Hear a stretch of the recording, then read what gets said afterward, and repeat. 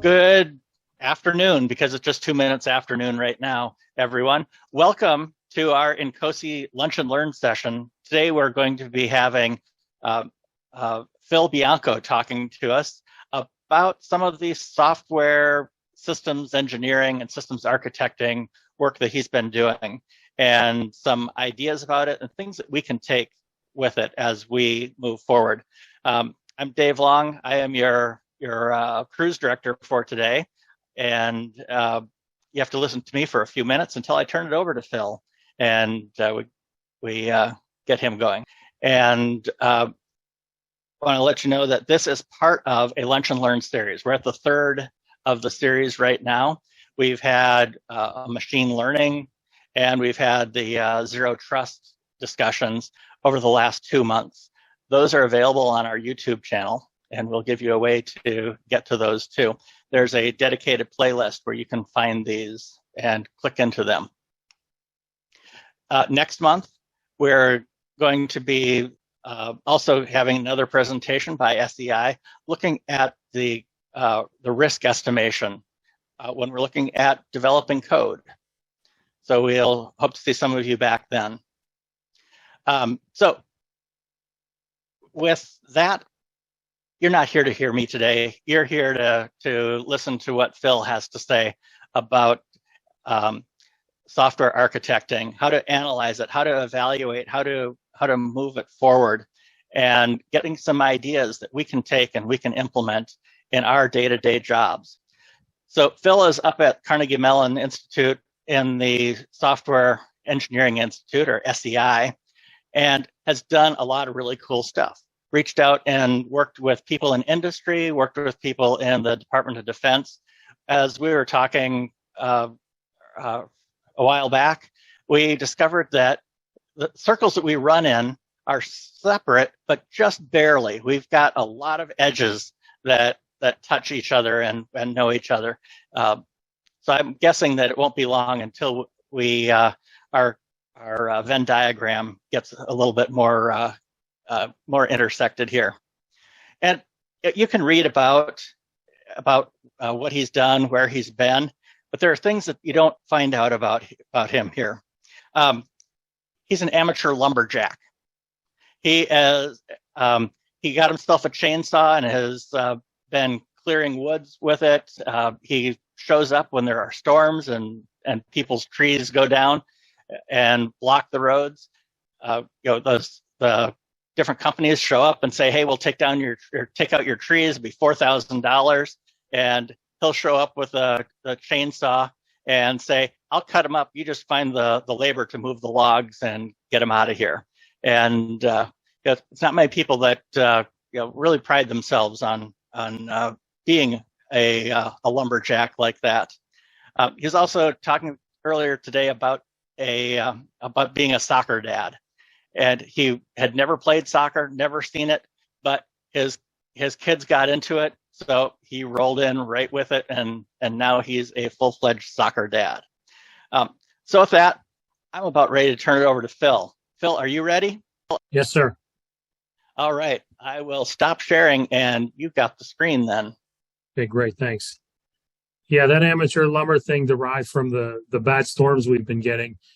So yeah, I'm Phil Bianco. I'm a senior member of the technical staff at the SEI. I've been there 20 years now, which is insane. I started at the SEI when I didn't want to pay for a Carnegie Mellon degree in graduate school, and I figured out that if you got a job there, you could go there for free. So that's what I did. And then I really like it. One of the things I like about it is I go to different organizations every couple of years. Because at the SEI, if you don't know, we're a federally funded research and development center. And the idea behind there is we're to go in and teach people. Like, we're not like a MITRE or another FFRDC that's meant to come in and do jobs and actually be matrixed.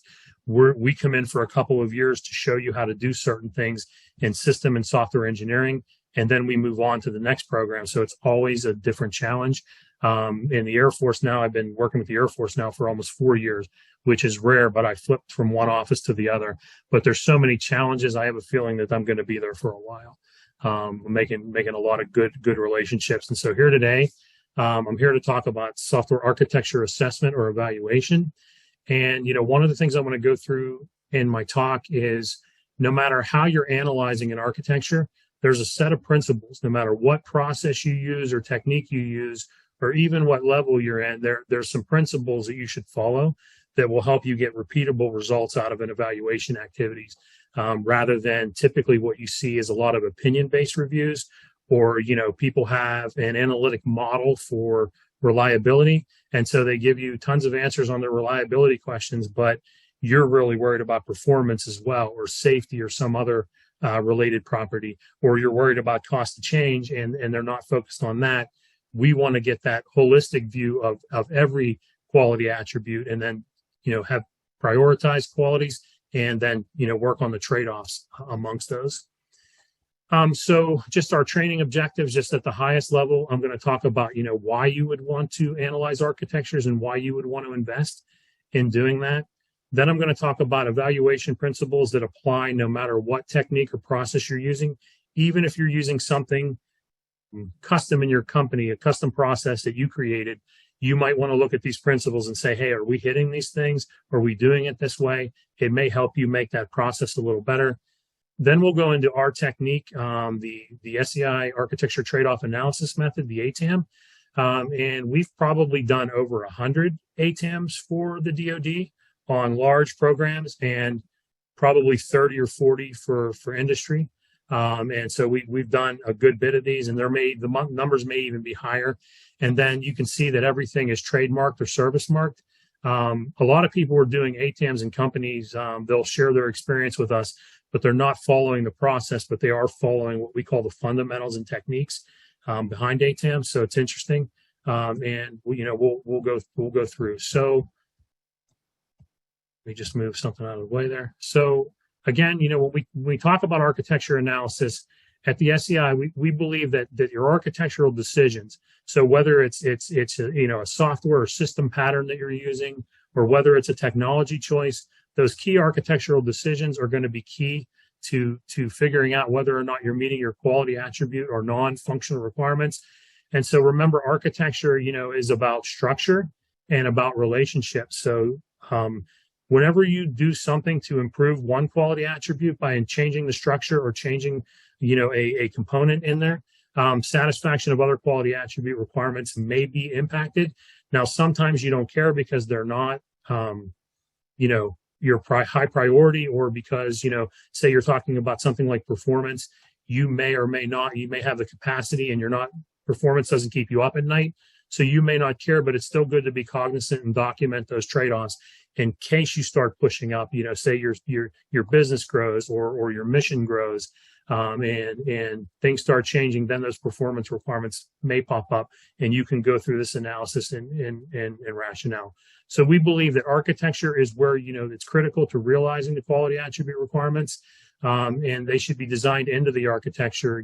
A lot of times, architecture emerged, and I've been in a lot of organizations where you go in and they're designing, and, there's someone that's an expert in one area or two areas, and they're pushing a technology, or even worse, when you have contractors involved in the design, or outside consultants that are selling their own products, they're going to put those products in first, whether or not they're good for your needs.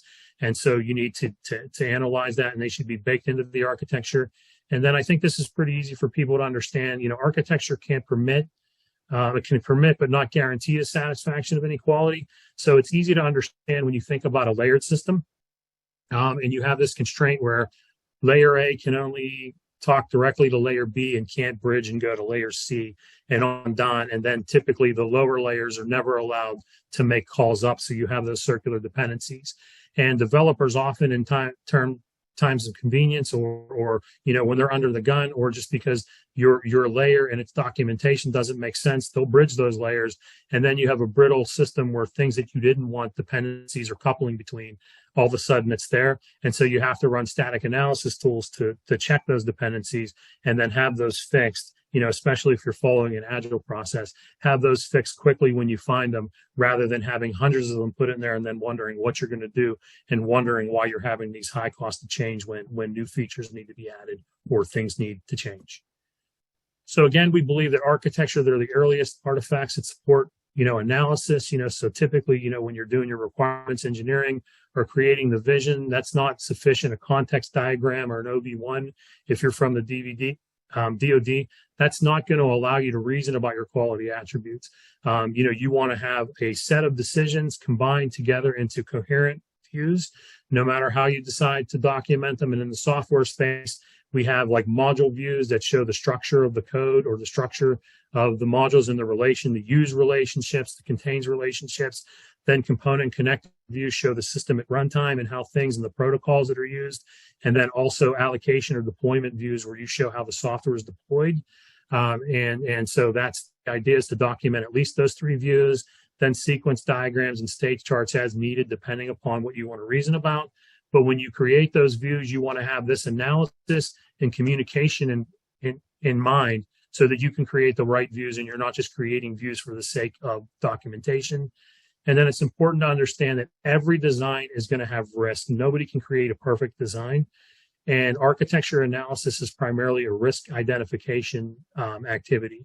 And so there's going to be some risk that you're willing to live with as a group, so the probability is medium and the consequence is low. That's something that you're saying, yeah, we're not going to spend a lot of time and money now changing that. If it makes sense at some point in the future, maybe we'll address that. But if something is high probability and obviously high consequence, if you have a safety system and people are going to die, or you have a system, where accuracy is important, then you're going to want to bake that in. And if there are risks there, then you're going to want to have a mitigation strategy for those. But we believe that breaking down these decisions and also looking at architecture constraints. And the reason you want to look at constraints is because a lot of times things change over time and technology changes. And if I'm constrained to use a particular technology and it's no longer the state of the art, then I need to push that case for changing and evolving or creating the new system with the latest and greatest technology, and then having a plan to modernize all the legacy systems. So those constraints need to be evaluated over time as well in a process like this. And I look at constraints as design decisions that are kind of made for me. But if I can't live with those anymore because I can't meet my quality attribute requirements, or we're just falling behind and using old technology, then I want to reevaluate those at a high level. So then the next question is, what is analysis? And so it's the examination of the key decisions with respect to the quality attribute requirements. And so the idea behind the ATAM process and a lot of processes at the SEI, whether you follow ATAM or not, one of the fundamentals we believe is we want to get away from opinion-based reviews. We've probably all been a part of reviews where people have come in and they're a security expert or they're a performance expert, and maybe they're senior in the organization. And that's all you end up talking about in a half a day or a full day design review. And so you have a pretty good idea of what your security and performance risks are, but maybe you care about composability or interoperability or something else, and those requirements are ignored. So we want to create what we call a clear yardstick, and we call it a quality attribute utility tree that I'll talk about later in the ATAM. But these are going to provide a clear context to judge the suitability of your decisions so that people aren't just saying, opinion-based. When you're going through. And so then the analysis that we're going to do is going to decide whether the architecture you design is right for your quality attributes. And that says right one. That's probably a little bit too specific because there's many solutions that would meet your needs, and then there would only be risks that you're willing to live with that are left. But still, is that architecture right? And so, what kind of analysis can be done, and when I'll talk about in the next slide. But you want to do analysis when you're making these decisions, especially if you develop that yardstick. And so I'm sure we've all been involved again in efforts where there's a requirements spreadsheet, right? You have Excel and there's 200 entries in there. And then the quality attribute requirements are kind of interspersed in there with this functional requirement. So they'll talk a little bit about latency. They'll talk a little bit about the scale, but it's mixed in there. What we would like you to do as an ideal part of your evaluation process is to make those non-functional requirements first-class citizens with the functional. So you have that spreadsheet, but then you pull these out so that the designers and the people analyzing understand what's important to the organization, and you capture those high priority quality attributes and analyze and design to those. Sorry. Okay, so scenario-based analysis is QA scenarios, and we'll go through some examples of those. But they drive the qualitative analysis and they focus you. So scenarios have 6 parts to them, and we'll talk about those in a little while. But the scenarios, so, think function, that's often like a stimulus, something the system needs to respond to. That's one of the parts. Then it's how the system responds. So what the system does in response to that stimulus. But every scenario should have a clear measure. And when you talk about this, again, I forgot to say this at the beginning. Anybody who has questions, you can put those in the chats, and we can take those kind of in line as I'm talking, so you're not listening to me talk for a full hour and then asking questions. If something you want to ask a question about it, let's work it in. And then if we start falling really far behind, then maybe we'll go to questions at the end. But I break quality attributes into 2 kind of sections. And so there are ones where you can do real quantitative analysis on. Think about availability. You can calculate your uptime, reliability, how reliable a component is or how accurate it is. Then there are other quality attributes that are less scientific, where you talk about modifiability and composability and things like that. Those quality attributes, the measures are less scientific, but we still want to measure so we can know an order of magnitude. And a lot of times we're talking about either calendar time to make a change or add a new feature, or cost of change. And so there's many variables that go into there, like skill of developer and things like that. It's much harder to get a scientific answer, but we can still look for things in the system like indirection between 2 things that are likely to change, and some type of encapsulation and abstraction between those. And so then we can say, okay, well, at least, the only change will be in the abstraction. If we change one of these, it won't ripple throughout the whole system. Even though that's not scientific, it's still something you can analyze and say, okay, these quality attributes were considered, and we do believe that this system will be extensible or composable or modifiable. Then we jump into more expensive techniques as you're going down the ladder. And so analytic models, they're generally quantitative in nature, and they answer a specific set of questions, typically related to performance, reliability, or other quality attributes. And you may or may not have heard of something called rate monotonic analysis. And that's a scheduling analytic model. And what you do is, you design your architecture, and then you figure out, kind of what hardware and processing power and memory you have. And then you break your system into a set of tasks and subtasks. So you translate your architecture into that. And then you will define, the priority of each of those tasks and subtasks, what the execution time is, worst case execution time, what the arrival rate is, whether it's periodic, aperiodic, or sporadic, where you can't predict it at all. And then you would feed that into the model, and it would first tell you whether or not you would overutilize your resources, and then it would tell you whether or not you meet all your deadlines. And I don't have to understand, as an architect, the 25 years of math behind rate monotonic analysis. I have to understand how to translate my architecture into something that the analytic model will take as inputs, and then how to interpret the results and then make meaningful changes to my architecture in terms of architectural decisions that I can make. And then you have simulation. I think we're all aware of this. And so this is imitating the operation of the system or systems of systems using operationally relevant use cases.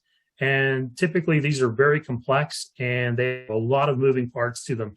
In the Air Force, I've seen incredible models, using AFSIM, and then there's a tool called Cyber Assassin. It's a commercial tool. And people think AFSIM stands for Air Force Simulation. It's actually the Advanced Framework for Simulation and Integration Modeling. And it's actually freely available. The Air Force did develop it, but you can actually download it and use it. But it requires a lot of time to set up.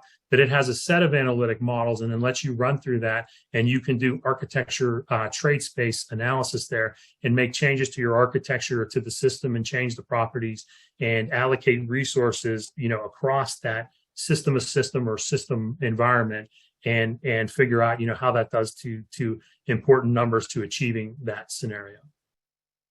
Then when you're doing something new and novel, you may want to build a prototype, just to see if you can answer key questions. Again, this is significant investment, but can aid architecture analysis, especially. There's always this argument: do I go breadth first in my design or depth first? And so this is where, I'm doing something new and novel. I've never done it. I may have the development teams doing prototypes for me early so that I can answer those questions and have deep understanding of it. Because, if I can't make this improvement, say I'm integrating AI, and I want to work with the data scientists and the AI experts there, and I've never done that before in a system, I may want to see some prototypes so that I can understand, how that does to my system, how long it takes me to get answers, what it does to the resource utilization and things like that. And if I've never done that before, that's where I would go in. And then this goes back to the analytic models and simulations. But a lot of times I want to instrument fielded systems, because a lot of times you're reusing many of the building blocks there in different operational contexts. And so the idea there is to get better ground truth data and fidelity, so that we're not, I don't want to say guessing, I don't want to insult those people, but they are making educated guesses on what system properties would be. Well, if we're using that under similar load and in similar conditions, I can get good numbers, and then the fidelity of my simulation goes up and my confidence goes up in the results as I'm making architectural changes.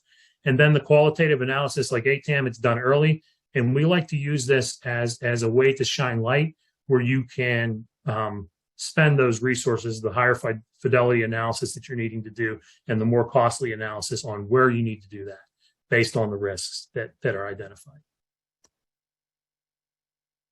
Okay, if there aren't any questions, are there any questions, Dave or Jack?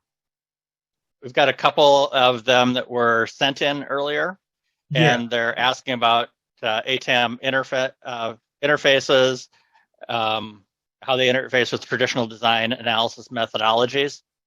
So the multiple criteria. So the ATAM actually is less formal than that. So I know that those methods, typically the ATAM doesn't do much with cost other than cost of change for modifiability. But a lot of times you use tools there, because one of the things that the multi-criteria decision analysis does is they want to remove a lot of bias. The ATAM process, that's probably the big difference, is we've used those tools for ATAMs when they're worried about bias. Because a lot of times when you go in those rooms, especially in the DoD, when you have an 06, a colonel or a general in there, they're going to influence other people. And so you're going to hear what's important from them. And in the ATAM, we actually capture the quality attributes as part of the process. But there are times where they're so worried about this bias, I forget the name of the tools, but you actually use the tools, and all the stakeholders go through and they answer a set of questions, and they rank order everything using, just a numeric scheme, 10, 9, 8, all the way down. And then you get a snapshot and you give points to each of those based on the numbers they have. And then that's where you get the criteria, because that's what we do in the ATAM. We prioritize the scenarios, and then we analyze the most important ones. And we'll talk about that when we get to the ATAM. But that's kind of the relation. I think that's more focused on cost. And then it's also more worried about removing bias. And that makes sense. And we've done it that way. That's not part of the ATAM. But we have used those tools when people are worried about that beforehand. And we have all the stakeholders go through those. So we enter all the quality attributes and the descriptions and the scenarios, and then they do that kind of voting going through there. And they ask you like several different ways to make sure you're not just kind of gaming the system, kind of like, like interview questions and things. But anyway, we have seen those and been part of. Sorry. Okay. So now let's go on to evaluation principles. So remember what I said before: whether or not you're using the ATAM and you're creating your own process or using, and I'll describe 5 or 6 other methods later in the talk that compete with ATAM, but a lot of them were actually derived from the ATAM. The ATAM has been around actually since 1995 was when it was piloted. And, again, we've done well over 100 that I know about, because we actually have a repository where we keep all the results of the ATAMs in there, so we can, look through it over time, especially if we're going into one in a similar domain.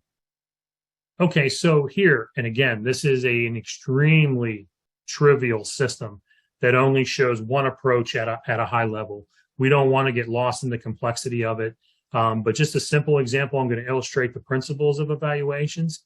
It'll make the talk, I think, a little more interesting for people.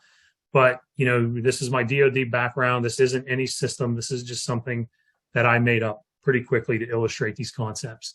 And so, the system's requirements, we just want to manage a group of sensors that are used to track red forces, so that's enemy forces, in an area of responsibilities.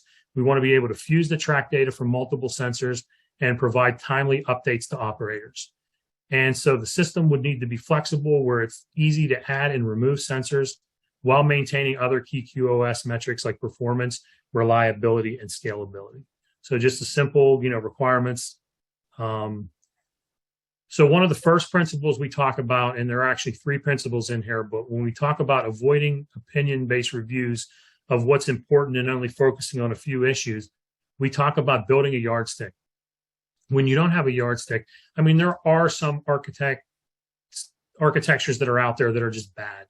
They didn't have a lot of thought in them, and they can be really bad. But typically, you can't say whether something that has good thought behind it with a competent architect is good or bad without something to focus on and prioritize requirements.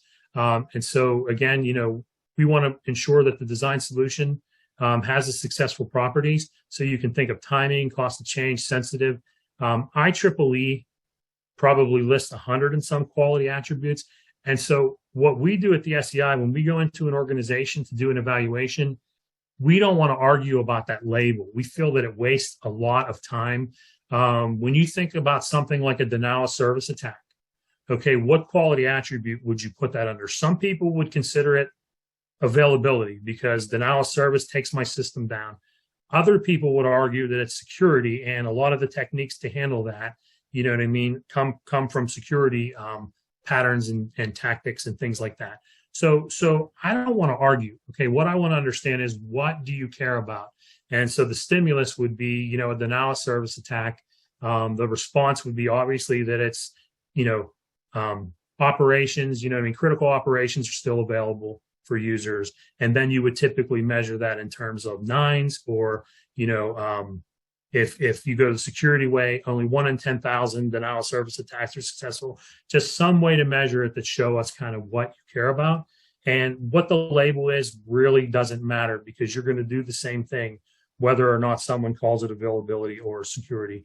And when you have 150 labels, people have some ideas. And it's funny, one time I was working with a company in California, and they actually kept saying wowability when they meant usability.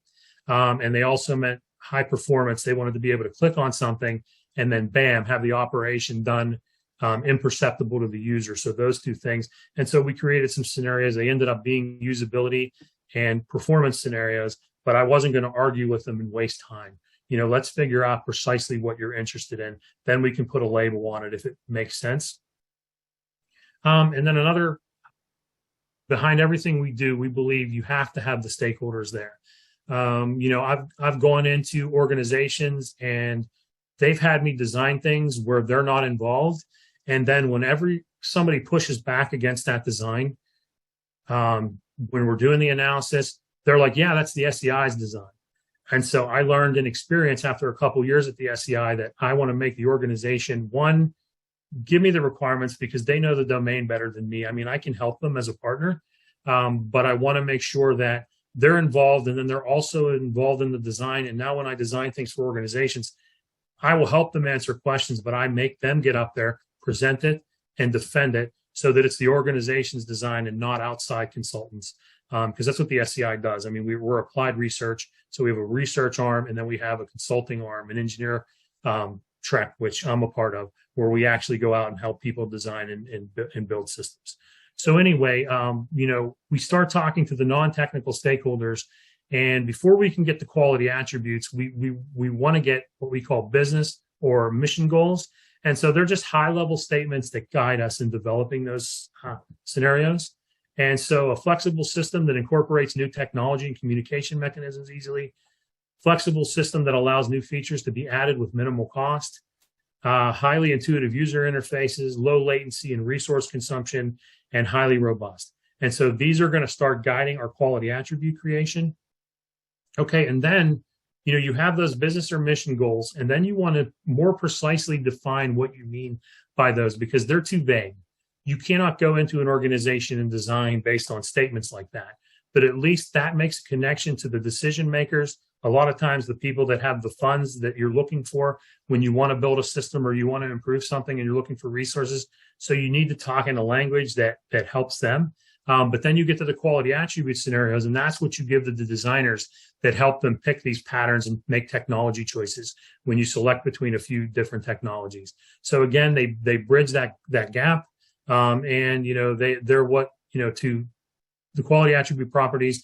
They're expected to have a successful mission or enterprise. Okay, so here's our two scenarios, and I picked these two out of the simple example because the trade-offs will be clear to everybody. I wanted the talk to be really consumable. So again, a new sensor needs to be integrated to improve tracking, and that's in a highly contested area. So that's our stimulus, and that's more of a development time stimulus, or it can be runtime as well. The new sensor then would be fully operational, and then we have to include another part of the 6 parts here, the environment, and we need the sensor to be fully compliant with our adapter API. So the data formats and protocols that are used, all those things need to be done. So there needs to be an adapter written for that sensor for this to be possible. And then with no code changes to other publishers or subscribers. So that's not saying if it's a new sensor type, you can't add a publisher and subscriber, but we don't want this to ripple to all the other parts, so all the consumers and producers of data in our simple system. And then the business goal scenario 4, the sensor detects unknown aircraft in an area of responsibility. That's our stimulus. Track data is updated to the UI. That's our response, and it's within 1 second. And so you can see that's measurable. That's something you can test. As I mentioned before, quality attributes, they either fall into those 2 camps. The first one, you can actually measure this because you can actually add a sensor and show that nothing needs to change. But again, there's always going to be a scenario where something comes up, a semantic change or something like that. But for most cases, this would be measurable. So here's the principles. Important quality attribute properties of an architecture need to be evaluated. If function was the only thing that mattered, most of the patterns and tactics out there wouldn't address the impacts or forces, depending upon who wrote the literature out there to discuss the pros and cons according to qualities. What's important is derived from business or mission goals, and then quality attribute scenarios translate mission goals into required quality attribute properties. And so these prioritized quality attributes are going to be the yardstick that everybody's going to use in the design session. And the idea is to use that scenario to focus and then only talk about what trades off in that scenario. Okay, so now I'm going to move a little quicker, but just an understanding of the architecture. So I'm sure most of you are familiar with DDS, or publish and subscribe systems. And so it's networking middleware that implements publish and subscribe. It's from the OMG, and it's to enable dependable, high performance, real-time scalable data exchanges from device to device. So you have publishers, and they would call it data writer. They create topics and produce information, and they send a message to all registered subscribers. So those topics you see in the middle, you can subscribe to those topics. And the publishers implement standard APIs for sensors. Subscribers register for topics and receive updates whenever messages are sent. And so DDS at the highest level promotes loose coupling between the publishers and subscribers, so they can be added, removed, or modified without requiring code changes. Now, that's not saying that won't change the system property, and somebody needs to track that. If there's an important operation and there's nobody subscribing to those topics when that event occurs, then you're going to have problems, but still. And then DDS supports, out of the box, many configuration options for QoS. I just included a couple. So there's liveness, so that checks the to see if different entities are alive. Reliability, it determines whether a service is allowed to drop samples or messages. So is it fire and forget, or do you repeat a number of times, or do you have to guarantee delivery and acceptance of the message? And then the resource limits placed on publishers and subscribers. So a service can use to meet other quality attributes. So that can all be changed from configuration. And you can probably already see in our scenario that that's going to introduce some challenges. If somebody makes a mistake in a configuration file, then we're going to have, risk that if somebody doesn't know what they're doing, that could really change the systemic properties. And so we're going to need mitigation strategies on the back end. So again, we try to narrow the problem down to one scenario. And I won't read this again because I just read it a couple slides ago. But this is the no-code changes when we add a sensor. And so what approaches have been included in the architecture? That's one of the first things you do in the ATAM process is you say, okay, what artifacts are in scope? And then what are the architectural approaches that they made, the conscious decisions or decisions through interviews you've discovered that promote or help satisfy the scenario. And so then the DDS using publish and subscribe, and then the QoS policy configuration, they have adapters, and the adapters have a standard API. So when you look at the highest level, it looks like it wouldn't be difficult to add a sensor to the system without impacting other publishers and subscribers, just from a modifiability point of view. But when you're analyzing the scenario and you're thinking about performance and things like that, that QoS policy configuration, there's a trade-off there. If someone changes the resources that I'm allowed to use, that could impact my worst case execution time. And there could be a trade-off with getting the information to the operators in 1 second. So, again, that I think that makes sense. But even when you look at that at the highest level, just looking at that approach, are we done? No, even though it promotes extensibility and reuse, you have to dig a little deeper. And because of that QoS configuration risk that we're talking about, one of the key decisions is going to be, what implementation is chosen for DDS. So there's just a few examples: OpenSlice and OpenDDS. So what do they provide out of the box for you? Do they provide tool support for tuning? When you add additional publishing subscribers or you make changes to the configuration, what tools are provided to monitor the resource usage? And, our tools, provided for monitoring the impact of configuration changes. And then you could even go a third level deep, right? Because I just showed you what DDS is. So I didn't go into, because we don't have time, but the structure. But a lot of times when we're talking, these low latency use cases, you'll actually see two DDS buses in a system, where you'll have one for all the low latency communication, and then another, higher latency DDS, for dealing with the presentation and things like that. Because a lot of this sensor fusion and things like that, it needs to be done in order of milliseconds. And then, the communication between those and the sensor updates need to get there so that they can give you an accurate, track. And so knowing that, you need to go a little deeper there and look at that structure and see if that's what they did. So, you want to know if there's a simulation environment as well. So what I want to get through with that is, a lot of times people, they think that there are checklists. And I've seen this, and it's very dangerous when people say, oh, okay, well, I'm using this pattern and it promotes X, Y, and Z. But there are a lot of decisions underneath that you need to dig a little deeper. And that's why the evaluation team needs to understand quality attributes and patterns so that they can go in and ask these questions and understand those second and third level decisions. Now, we did some work with the Army over the last couple of years in an architecture verification environment. And if you want to go through like a multi-step process, they're freely available on our web page. There's one for integratability and one for robustness. And you can go through and read those papers. And I wrote what's called a playbook in those papers, and it takes you through. And based on the answers of the questions, I think in some of them I wrote 5 or 6 pages that show, hey, if you get these answers, here's the way to pull a thread next and go, because the answers that you get are going to depend on whether the questions. That's why you need to be experts. You can't just go in there with a checklist and say, hey, I have pattern X, Y, and Z. Therefore, the system is going to provide this. And people that are familiar with the DoD, right? Just because I'm following a MOSA approach. So remember, understanding the architecture. So again, you want to identify the relevant components by using the scenarios and set the scope for the analysis, and identify the approaches and technology decisions that impact those quality attributes.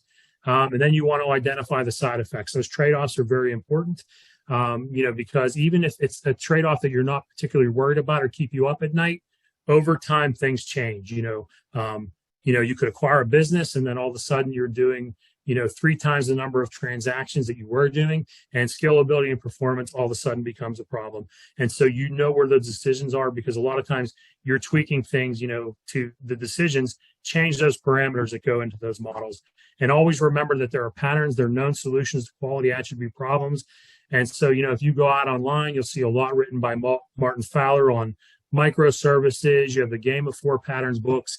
Whether they say quality attributes, non-functional requirements, or forces, they all kind of mean the same thing. And they talk about the promoted qualities and the impact quality. So there's a lot of research out there. Don't use Wikipedia, to do your design. Find some authoritative sources, because, a lot of the patterns information in Wikipedia, but they do generally point you to good sources. Okay, and I'm going to go quickly here through the analysis and just get into what ATAM is real quickly. And so again, the idea here is you're kind of matchmaking, and you're looking to see if the decisions that are made support the high quality attribute scenarios. And a lot of times, especially if they have the yardstick up front, but a lot of times organizations don't. I mean, they're thrown into a spreadsheet. So then, typically, the answers, they're documented if you have that information up front. And, we do that. We try to get people ready, because we don't always do the ATAM process. We do lighter weight evaluations in agile areas. And so we have them document what we call evidence. And so, this could be the results of modeling in SIM. It could be just, rationale. So they have a matrix of quality attributes that are important, and they analyze 3 alternatives on all those, and then they make a decision, and we analyze those. If not, you have to do interviewing. And as people said before, there's a lot of bad modeling out there. And so you have to do coaching, and you have to pull the modeling out of there, because a lot of times it's actually scary. A lot of the information is in 1 or 2 or 3 people's heads. And if they get hit by a bus, the organization is going to lose a lot of information. So you have to interview these people, but it needs to be sufficient to convince the quality attribute experts that there aren't, risk, or, there aren't risks that you're not willing to live with. So as I said before, no system is without risk. And what is an architectural risk? It's when the system properties don't seem to completely satisfy the given quality attribute scenarios. So when we're at a high level like this, the risks are this decision, again, is a mismatch, like I said earlier, to the quality attribute you're giving, or there's not enough information. So those second and third level decisions aren't made yet. And so we can't say anything about that. And so a lot of times we'll either call those documentation risks, or more analysis needs to be done at the high level. Sometimes the decisions are just flat out bad. Oh, you care about these things, and you only have one redundant spare that gives you 3 nines when you need 5 nines. Those type of things that you need to go through. And so just a risk from our example, the flexibility provided by DDS to change policies may introduce non-determinism and impacting predictable latency and resilience. Because remember, like real time doesn't necessarily mean fast. It means predictable. Can I predict it? And that's just an important thing. And so whenever you change those, the latencies can widely vary. If an important scenario can't be supported, you always want to tie that back to a business or mission goal, so you can talk to the decision makers, especially when you're asking for more resources, something that they understand. They may not understand what it means to they'll understand maybe missing a deadline and realizing that, something like a stealth bomber is going to be too unstable to fly. But other ones, they're not going to really understand. And so you need to tie it back to something that they do understand, which is typically a business and mission goal. So again, Principle 7, the architect provides evidence that the system quality attributes will be needed. That's in terms of modeling. And if you're working with them in a more agile process, they're actually going to produce evidence and produce that rationale for you. Mismatches between architectural properties become risks to the business or mission goals. So I'm going to send out these slides, and that's one of the things I want you to do, no matter what evaluation technique you're doing. Think about these principles, and if you are adhering to those, or if they're part of what you're doing, because otherwise I believe you're going to have those opinion-based reviews where people are just talking about 1 or 2 things, and you have a laundry list of risks there, but some things that maybe you didn't have a good handle on are going to be dropped, or something that's important to the business or mission. So again, I talked a bit about this. They can be used with agile processes. ATAM is a formal process, and oftentimes it's a gate-like activity. Again, we want independent organizations. A lot of times people fall in love with their design, and it's not saying you need to hire the SEI, but maybe another business unit or people you know. And, you know, I always talk about this, but it's amazing how if you buy a couple of good pizzas and some unsweetened tea and sweetened tea and maybe a few sodas, how you'll get 10 engineers to come in a room and help you. And so they're independent. They weren't involved in the design. You have them and you go through a scenario or two with them over the period of a few weeks, and you can really help, especially with things you missed or things you didn't think through properly, get a lot of good information. And we like them to be independent because, again, people fall in love with their designs and you have groupthink. And so if you can get another business unit or you want to get another organization, that's a good way. These principles over the last 25 to 27 years have been proven to be effective. And no matter what evaluation method you choose, look for these principles. And then we'll talk about ATAM. So here's what I promised you before. Here is some other samples, and ARID is another. So this is where ATAM does not fix the problems. It's risk identification. ARID is actually a lightweight, and it focuses on suitability. Doesn't require a lot of documentation. It's done really early, and you actually do active design reviews where people are proposing solutions. Still, you know, you want to focus on quality attributes and have a good yardstick, but this is a design review where you're actually fixing things as you go through. And then CBAM is more like the multi-decision criteria that people were talking about, because it puts cost up front and weighs every benefit that results in system qualities. You know, is the cost too much for that benefit? And then there's ALMA. It focuses mostly on modifiability. It's also derived from ATAM. And again, it focuses on modifiability and makes explicit assumptions, and it's repeatable. And then aerospace has a technique. It focuses more on program constraints, though, more than the ATAM does. The ATAM will consider constraints, but they're mostly designs or technical constraints, not program constraints like cost, time to market, those type of things. And this was produced in a joint report from Aero, MITRE, and SEI, a survey of evaluation methods. I think there are even more in there, but I just want you to get a flavor that there are other methods out there. And again, look for the principles when you're going through there. So now we'll talk about ATAM, and ATAM has been applied to many architectures, you know, all the way up system to system architectures, all the way down to single systems and even single pieces of software, if you're particularly worried about it. But ATAM brings in a trained evaluation team, and so to call it an official ATAM using the service mark, they have to be trained in the SEI's 3 core courses, but that doesn't mean you can't use the fundamentals and techniques here. Again, you know, the architect's decision maker, so someone needs to stand up. They're the architect, senior designers, customers and project managers, and then representatives of the architecture stakeholder community or the users. And so ATAM is typically conducted in 4 phases. And the first is the partnership and preparation. And that's where you're making sure that they know what the ATAM is. They know what they're getting. The modeling is sufficient for us to do analysis, or do we do a no-go decision and coach them, or give them a suspense date to come back and give us the modeling? Then phase 1 is the initial evaluation. Each of these phases is 2 days. And the idea behind the phase 1 is to get the producers of the system together. This is largely technical, and getting a yardstick together and then having a real technical discussion going forward and figuring out what your risk and challenges are. Typically, they're conducted at customer sites. We like to do these face-to-face. I have done one virtually, and it's pretty hard with people being distracted and moving around. Then phase 2, that's where you get the consumers and the user groups in there, maybe stakeholders from other systems that interact with your system, and you complete the evaluation there. And the idea there is to make sure that the producers and the consumers of the system are on the same page. And so what you do is you test that understanding, and you make sure that, one, that there aren't quality attributes that were missed, you know, by the producers, because oftentimes, you know, you'd be surprised how many times that people that are creating a system do very little talking to the business analysts and people that actually work in the field. I work for the FDA, And it was amazing that the designers of a system called eInspect had no idea what the inspectors went through. And you would think like I invented fire when I said, I want to get 10 inspectors here.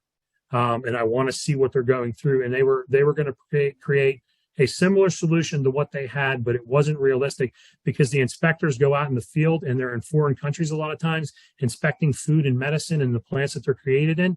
And they have no way to fuse together their examples. And they had all these requirements where you had, exhibits, and they had to withstand legal scrutiny. And so they were going to design the system the way they did, and they manually had to merge all this together. When in a mobile environment with mobile devices now, there are lots of tools that do that merging for you. And they weren't designing the system to meet their most critical need. And so on the server side, they had everything great. But on the actual user side, they were missing a lot. And so bringing those people in and understanding that, because remember, we're early in the life cycle, ideally. And then phase 3 is where we send surveys to see what they did to mitigate the risks that were identified and if they saw value in the ATAM.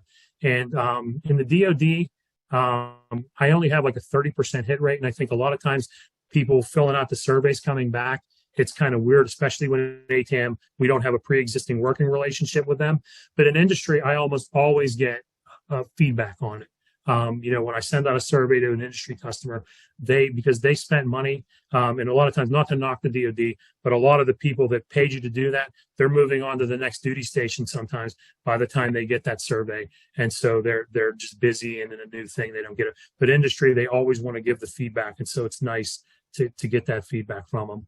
So again, I talked a lot about this. I'm going to skip this slide. These are the steps of ATAM.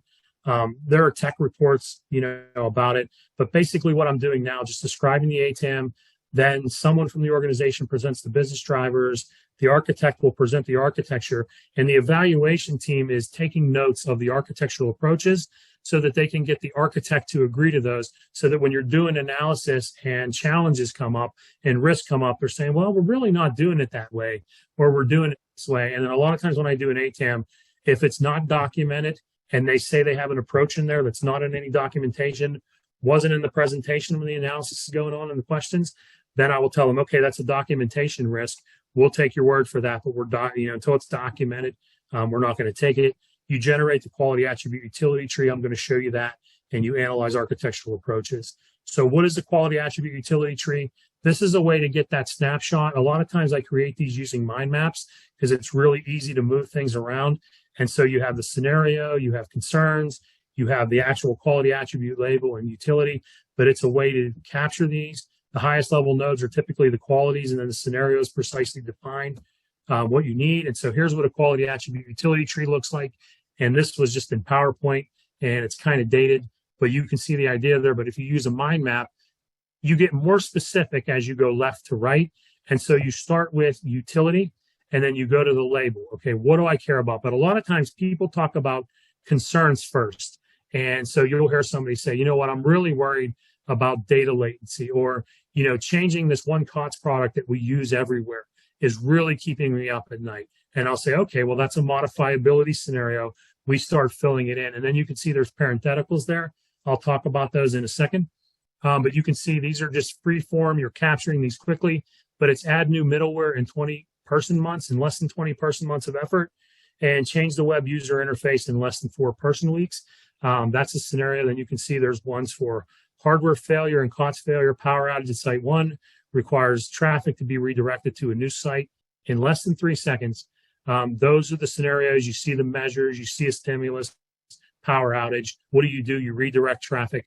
But the 2 parentheticals are interesting there because that's how we do those. So remember, people were talking about multiple decision criteria, and they use a numeric 10, 1 to 10, but then they hit you with the same questions over and over again. And they have you do each quality attribute to see if you're consistent over time. This is just high, medium, and low on 2 dimensions. And the first is how important it is to the business or mission.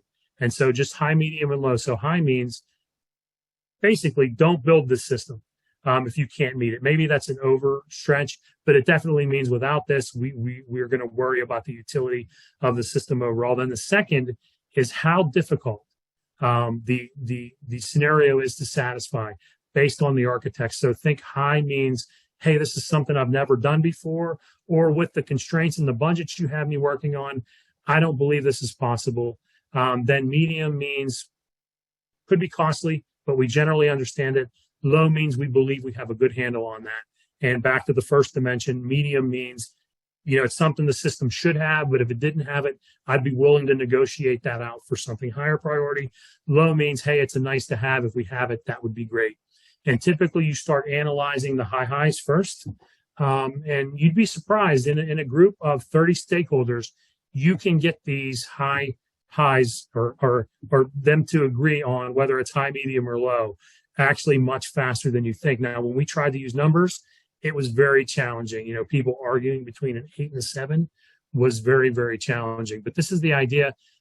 This gives you a full snapshot of the utility tree. And again, I'd recommend if you're brainstorming these scenarios, use a mind map, everything, because a lot of times you'll have to move things around and it makes it really easy to do when you're doing this on the fly.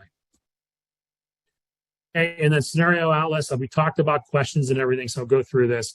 But we have risks, okay, and using proprietary data protocols can negatively impact interoperability. This could result in increased complexity for future integrations and require runtime translations. This can increase sustainment costs and overhead. That would be a risk. And then typically what we do is we do in the ATAM, we do like an affinity-based process. We take all the risks that were identified and we put them on stickies. We stick them on a whiteboard and we start moving them around, looking for patterns, looking for things that the architect didn't do well. A lot of times there will be documentation and scope risks that creep in. There will also be almost a map one-to-one. Typically, if an architect messed up for performance in one scenario, they probably have performance or resource management or analysis problems throughout. And so we try to codify everything into 5 risk themes so that people, when they walk out with the ATAM, they know where the important problems are. We always tie those back to the business and mission goals so that the decision makers know what's going on. And then this is phase 2. I already talked about that. It's more the producers of the system. The brainstorming and prioritizing of the scenarios is a little different. We use a voting scheme, but in the interest of time, so I can answer a few more questions, we won't go through those. The analysis is the same, and then we just present the results. And the reason we present the results, we like to present them at the end. And we have phase 1 and phase 2. We start preparing that presentation so that all stakeholders, because the SEI, a lot of times when we do these ATAMs, the results, especially if they make an organization look bad, they don't see the light of day. And so we put into the process that we present at the end of phase 2 our findings of the day so that at least people can see things and the report can't be thrown in a jury because we're contractually obligated to only give it to the sponsor of the ATAM, the results. And that's unfortunate because at times some people want to do the right things, but if it makes them look bad, they'll just throw it in a drawer and ignore it, which is always a bad thing. Here's our conceptual flow of ATAM. Just something interesting here. You can see if this was designed, you would want to see a connection between these boxes. But in the ATAM, we try not to prejudge and say whether or not an architecture is good or bad until we have the business drivers, quality attributes, and scenarios. Then we have a software or system architecture. It distilled to a set of approaches and then more concrete. So think abstract decisions like a pattern and then technologies to implement that or a structure to implement that. Those are decisions that goes into analysis. You get the trade-offs out of there. You get sensitivity points, non-risk, and risks. You distill those into risk themes, and then hopefully you make changes to the architecture. So either you're going to change one of these 2 lines, you're going to change the requirements up in the quality attribute area here and the scenario measures if you're able, or you're going to have to change the architecture and make meaningful decisions to refactor. Then you'll do the analysis because like somebody brought up, you don't want this to be something that's just static, done at one time. You want this to be living and breathing. And as an FFRDC, the SEI Applied Research, we want to teach people to do these things for themselves. That's our mission. That's the whole reason we're doing a lot of these talks for INCOSE. We want to spread our message and how to do these things. And again, here's the principles. Again, I won't beat those up. The ATAM does adhere to all 8 of those principles. And then here's the MBSE. Just a couple slides. I won't go through them, but just this is my dream scenario. As an architect, I'd like the ability to update my model based on upcoming changes. so that I can execute a complete set of test case and simulations using a well-defined set of models available through the enterprise. And a digital engineering repository would make it easy to acquire the latest models of other systems that I depend on to test end-to-end scenarios. This would enable testing of changes prior to implementation, conducting feasibility studies, and like people brought up, these models are never going to be perfect, but I think they're better than nothing and actually can be quite valuable as the fidelity rises. And this enables my team to study the impact of real operational use cases, when I make changes that impact QoS metrics. Just challenges to achieving that dream. We've all used SysML, but a lot of times people don't use tools like Cameo and EA and other tools. They use Visio and PowerPoint and Word for a lot of what they're doing. And so that makes this kind of impossible. SysML is gaining traction as a standard for documenting reviews. Many tools support it. But the exporting and importing these designs between tools, as I described earlier, relationships between the elements are often lost, and writing the custom scripts can be time consuming and error prone. So we need a standard way to capture and export and import architecturally significant properties as well as the designs into these analytic models. It's a simulation. I've used AFSIM and Cyber Assassin are two tools that I use, and they rely upon analytic models and have different data requirements and require extensive investment to model mission threats. So again, summary, we talked about why, when, and the benefits. Evaluations are carried out via questioning and measuring. The ATAM has been widely used with respect, and just remember the general principles, and you can use the fundamentals and techniques. You don't need to do a full-blown ATAM where you're getting 30 people together for 5 days in a room, a day in between to let the team work. But that type of investment can be high, and so you can do the fundamentals and techniques in a more agile way. And that's the end of my talk. I'll be happy to answer questions. I don't have another meeting until 2:00. So if you have questions, I'll be happy to stick around and do that. If people need to drop, I thank you for your time. All right. Thank you very much, Phil. Appreciate your time talking to us about some of the things that SEI can do for us and how to use architectures and evaluation. I think that's something as we transition from so let's see, maybe some of the hard sciences where we have numbers that go along with everything. Now, how do we measure? How do we evaluate?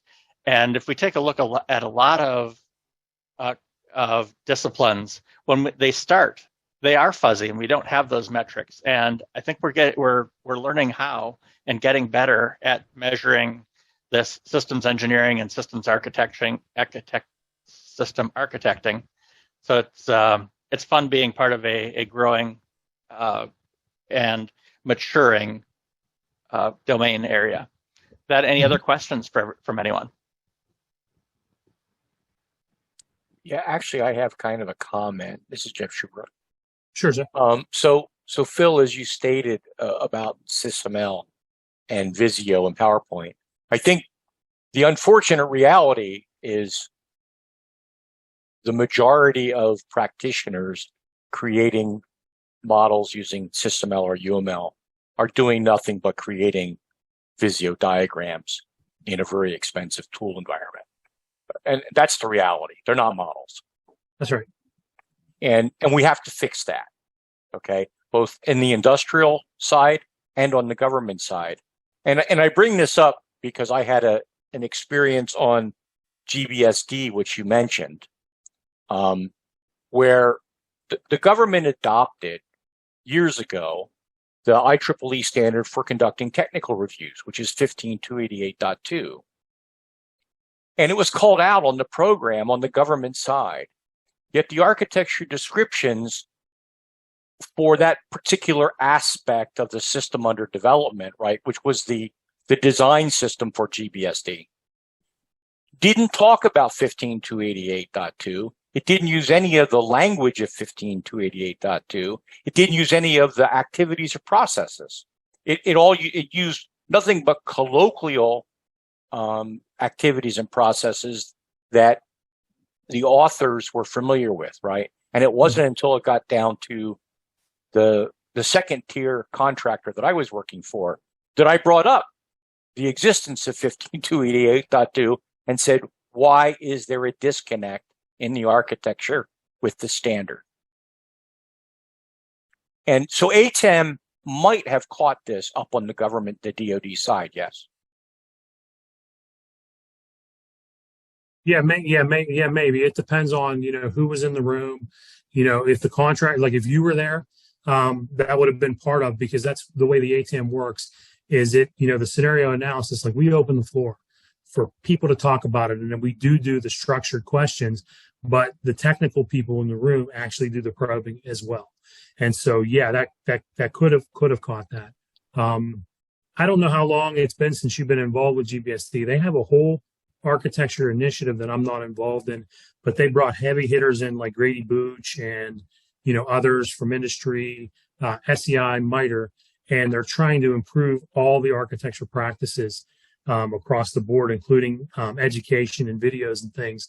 And so things may be better now, but these things always happen where people aren't available. You'd be surprised how many people, when you talk to them about MOSA compliance and it being the law, and it's actually cited in the Defense Authorization Act, and people are like, what?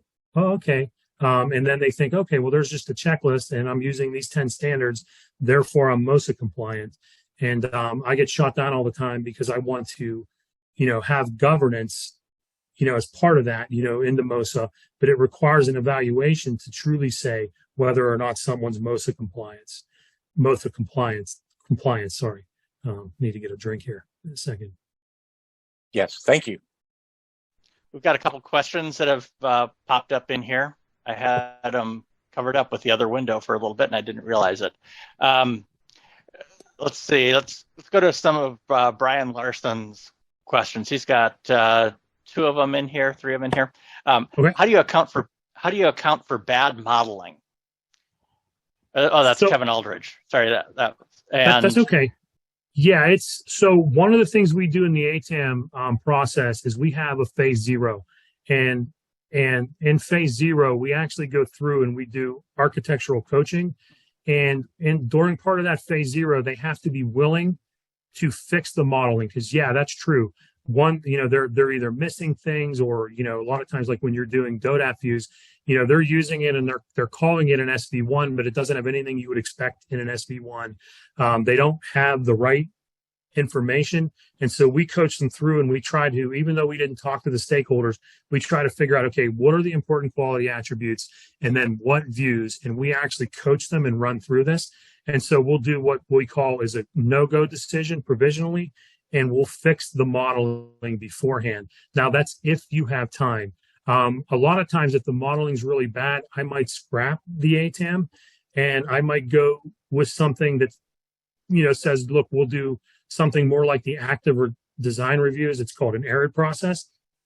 And we actually go in and we design and we model with them and we model for them. And we're actually doing that now with the Air Force. One of my colleagues from CERT is doing all the modeling for a network modernization effort, because they have a lot of smart people and they're throwing models out, but they're inconsistent. And so Tim is creating modeling in a tool called CMU, and he's actually doing the modeling. So that's what you have to do. You have to coach them, and you have to fix the modeling sometimes if it's bad, and educate them, go into more of an educator's role, that this is what you care about. This is how you communicate this with others. And then we're going to model it for you. So he also has some nuances that go along with it. And if he wanted to unmute, we could have him talk about them. But he said, as we're, and I'm trying to paraphrase this, when you start this and do this early, you may not have all of the insight available, and it may not reflect reality before you've done your physics testing. So then, other than building in a safety margin, how do you process or account for this risk in ATAM? So in the actual ATAM, that's an architecture, that's a snapshot in time, right? So the process doesn't handle that. But what I coach people to do is, one, is don't throw this analysis in a drawer, right? And that's one of the reasons, because ATAM is done in 2 phases. we don't like them to change the architecture, because whenever you make a change, a lot of that analysis is no longer good. And so what we do is we do analysis as part of the iteration. So again, like if you're following something like an agile process, what we try to do is we coach them that, hey, we're in iteration N, for the developers, we should typically, we always want to be a few iterations ahead of them architecturally. So when they're doing iteration N, we want to be making changes to the architecture and then doing analysis. So when they're doing that, when N+3 is actually what we're designing. And then when they're in N+1, we are actually then doing the analysis and then the refactoring. So you're always a few iterations ahead. And then because things do change, absolutely. And your architecture today can be very naive. But one of the nice things is if the quality attributes at the highest level and they're prioritized, oftentimes you can get those right. And the ATAM at the highest level is focusing on, this is probably a bad analogy in COVID times, but when you have like a knife in your chest when you go to the doctor, or you have the sniffles, what do you think the doctor is going to care about? He's going to care about the knife in your chest. And that's what the ATAM is doing. You have these business goals. They shouldn't be changing in an effort over time. You have quality attribute scenarios. Some of the measures may change a little bit. Some of your design decisions may change, but you're doing that analysis over time as part of these iterations. And that's how I would handle that. It's a living, breathing thing. So the ATAM is meant to be a point solution, and it was designed to help people in trouble, but the fundamentals and techniques behind it should be part of your design process, in lockstep, where you're always a little bit ahead. And then, by the time you get there, you had time to refactor by the time people are implementing that next piece. Does that make sense? And he can go on, Mike, if that didn't answer his question. Yeah. Kevin? Yeah, I see where you're coming from, especially from a software point of view. I think things get different when you're working in a large manufacturer, for example, where hardware is not easy to refactor, particularly when you get into long lead times and retooling and things like that. So there might be a different perspective there. But no, fully thanks, Philip. Sorry, go ahead. Yeah, no, we have those issues with hardware all the time. It's interesting you say that because, I work with the DoD. They need to control chip manufacturing from beginning to end sometimes. And we know when we're doing the design that what we actually are going to have available to us may be 2 to 3 years behind what you can get in industry, but we can't buy things that are manufactured and designed in other countries. And so that's very, very hard. And so that's what you try to do is try to, I guess, for lack of a better term, it's anticipating what those changes will be, because you can make some assumptions most of the time that the hardware is going to get better.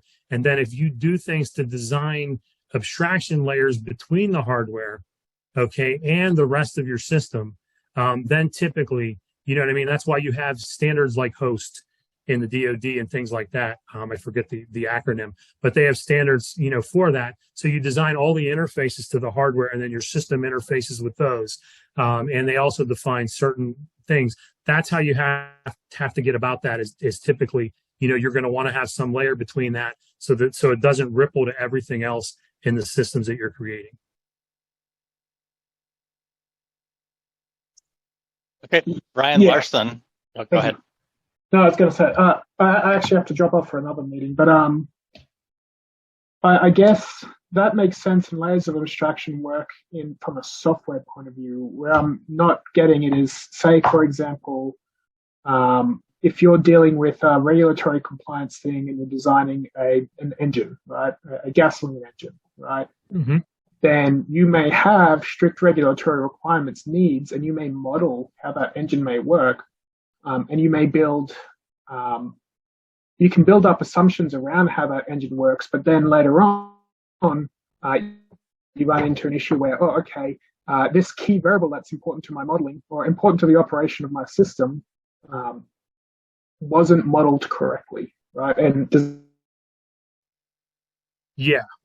whether you're in hardware or software or engines, you always have that risk. And that was one of the reasons why, I talked about whenever you can, get the actual, because there are many components to an engine, right? So you're always going to be guessing or modeling pieces of it.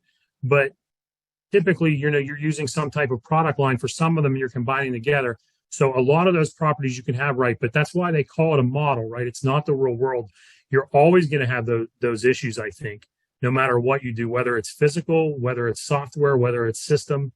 There's always going to be those questions of the fidelity of the model and how can I trust the answers to it. But it's still better than nothing. It's always better to model and sim things before you build it, right? Or you'll spend a fortune. So I understand your critique, and it definitely is a risk, no doubt. So Brian Larson has a couple things out here. How does the ATAM support product line engineering, PLE?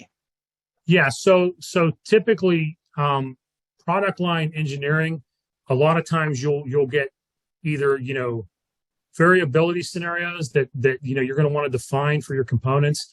What are the variation points, so that you don't have that clone and own. And so strategic reuse, if reuse is a goal of mine, then we're going to look for approaches that promote reuse. And again, a lot of that is, standard APIs and a lot of encapsulation between things so I can use it in multiple areas, but you need to define, and I'm not a product line expert, so I apologize, but a lot of times, when we do that, we want to understand, how it's likely to change and where the constraints are in there on the changing to that interface. So where do I have degrees of freedom to change things? And so we look at that as another quality attribute. And then me as a lead, I'm going to want to bring a product line expert if that's something that's important. That would be one of the evaluators on my team. One, to make sure we're getting the right scenarios, and then two, to make sure that they're an expert on strategic reuse and all the tactics and patterns underneath there. And we've got another question about how does ATAM maintain coherence of analysis, or the single source of truth? The single source of truth. So ATAM, again, it was designed as a point solution to go in and work in one piece. But I mean, you have to have some type of requirements engineering process in place, because it's one of the things we tell people in the ATAM, especially when we're getting these scenarios preform. We don't want any contractor or any developer in an organization running with these requirements. They have to be analyzed and well understood in a different forum. So sometimes we do this beforehand, but again, getting to that, how does it become the authoritative source of truth? A lot of the results of the analysis and rationale need to be input into either an appendix or annotations in your modeling effort.